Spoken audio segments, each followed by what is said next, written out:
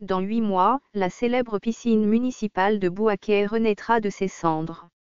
Placée sous le parrainage du Premier ministre Ahmed Bakayoko, les travaux de réhabilitation de cette infrastructure vieille de plusieurs dizaines d'années ont été lancés le 25 septembre, en présence d'Amadou Koné, ministre des Transports, fils de la région de Gebeke, et de Dano Paulin, ministre des Sports.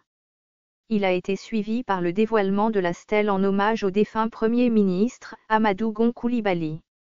Nous remercions le Premier ministre Ahmed Bakayoko, à travers lui le Président de la République, Alassane Ouattara, qui ont autorisé la poursuite de ce chantier qui tient à cœur à tous les Bouakéens, s'est réjoui le ministre des Transports. Toutefois, si l'on en croit Amadou Koné, la piscine ne se limitera pas au sport. C'est un projet intégré qui consiste à créer un lieu de vie à Bouaké. Pas seulement par nostalgie, mais parce que c'est devenu un besoin pressant pour les populations de Bouaké et tous ceux qui y viennent pour des séjours.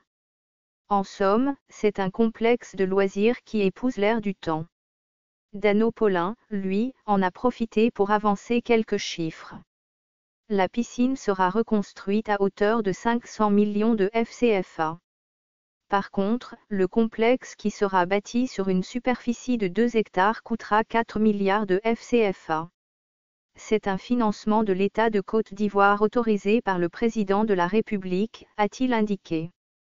La piscine municipale de Bouaké a connu son temps glorieux de 1963 à 1980. Elle était perçue comme le « cœur » de la ville.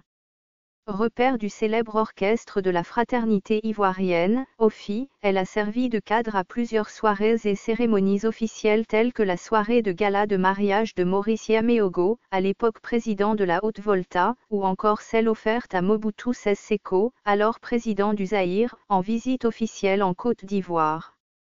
Malheureusement depuis 1980, la célèbre piscine municipale qui a rayonné au-delà des limites territoriales de Bouaké a connu un déclin jusqu'à ce que ce haut lieu de rencontre et d'échange ferme définitivement ses portes. La crise militaro-politique n'a pas arrangé les choses. Et ce mythique espace est devenu le repère des repris de justice, des bandits de tout acabit et un exutoire pour les drogués. Avec le lancement des travaux, c'est le cœur de Bouaké qui va reprendre son rythme cardiaque.